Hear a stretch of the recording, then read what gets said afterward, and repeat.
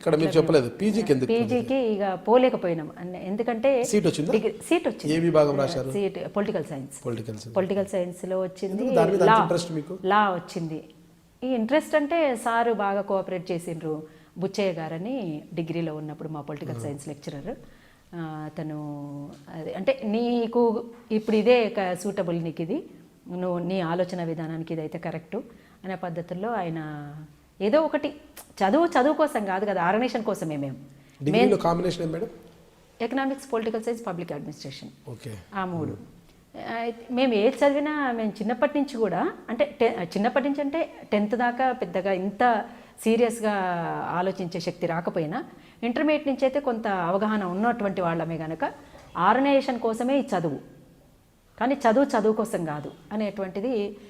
చదువు అంటే జ్ఞానాన్ని పెంచుకోవడం కోసం తప్ప అంత పెద్ద ఏదో డిగ్రీలు ఉండాలి, విమల అని పక్కన BA లేకపోతే MA LLB ఇట్లా ఉండాలని ఏం లేదు.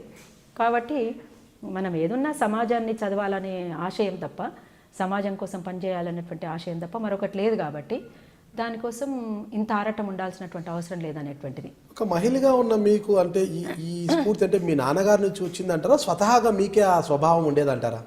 అంటే చిన్నప్పటి నుంచి చూసినటువంటి సంఘటనలు కావచ్చు బహుశా. అంటే నాన్నతోటి మా ఇంటి మీద జరిగినటువంటి పరిస్థితులు, మీటింగ్లకి పోయినప్పుడు వాళ్ళు మాట్లాడే మాటలు కావచ్చు, మా దగ్గర రైతు కూలీలు వాళ్ళకి జరుగుతున్నటువంటి తక్కువ కూలీ రేట్ల కోసం వాళ్ళు చేస్తున్నటువంటి పోరాటాలు కావచ్చు, ఇంకా ఇవన్నీ కూడా మైండ్లో పడిపోవడము. ఇంకొకటి కూడా ఏంటంటే కొన్ని ఘటనలు అంటే తెలంగాణ సాయుధ పోరాట కాలంలో ఇట్లా దాడులు జరిగినాయి, ఇట్లా హింసించిండ్రు, దీనికోసం ఇట్లా జరిగినటువంటి ఘటనలు కథలుగా చెప్తున్నటువంటి పోయినప్పుడల్లా అక్కడ బూరగంజయ్య నాన్నగారని ఒక అతను ఉండేవాడు.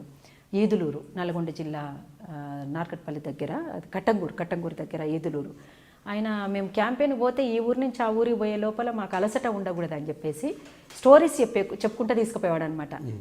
అలసట రాకుండా అన్ని స్టోరీస్ ఆనాడు తెలంగాణ సాయుధ పోరాట కాలంలో ఎట్లా జరిగినాయి, ఎట్లా అంటే ప్రజలను ఎట్లా హింసించేవాళ్ళు, ఏ రకంగా రజాకారులు ఎట్లుండేవాళ్ళు ఎట్లా అని చెప్పేసి అవన్నీ కూడా మైండ్లో పడిపోయి అదంతా కూడా మేము ఎప్పుడు కూడా స్కూల్కు చాలా తక్కువ, కాలేజీకి చాలా తక్కువ అటెండెన్స్ తప్ప, ఎగ్జామ్స్ టైంలో పోయి రాయడం తప్ప ఎప్పుడు కూడా పర్టికులర్గా స్కూల్కి అటెండ్ అవ్వాలి, కాలేజీకి అటెండ్ కావాలి అనేటువంటి కాన్సెప్ట్ ఎప్పుడు లేదు. అందుకనే అవన్నీ కూడా మైండ్లో పడిపోయి ఉండడం వల్ల అట్లా పెరిగిన వాతావరణం కూడా అట్లుంది కాబట్టి, ఆ కుటుంబ నేపథ్యం కూడా అదే ఉంది కాబట్టి అట్లా వచ్చేసింది. అక్కలు ఎప్పుడు కూడా ఆర్గనైజేషన్లో లేరండి. కాకపోతే వచ్చిన వాళ్ళకి సహకారం, భోజనం వండి పెట్టడము అట్లాంటివి చేసేవాళ్ళు. చిన్నన్న ఆర్గనైజేషన్లో కొనసాగిండు. చిన్నన్న ఇఫ్టు ట్రేడ్ యూనియన్లో స్టేట్ నాయకుడిగా పనిచేసిండు. నిజామాబాద్ జిల్లాలో ఉంటుండే, బాధ్యతలు తీసుకుని అట్లా ఆమె అక్కడే పరిచయం అయింది. వాళ్ళిద్దరు అక్కడ పెళ్లి చేసుకున్నారు. తర్వాత కొంతకాలానికి వాళ్లకు కొన్ని కారణాల వల్ల వెళ్ళిపోయిన ఆర్గనైజేషన్ నుంచి. ఆమె ఇప్పుడు చెప్పిన కదా టీడీపీ.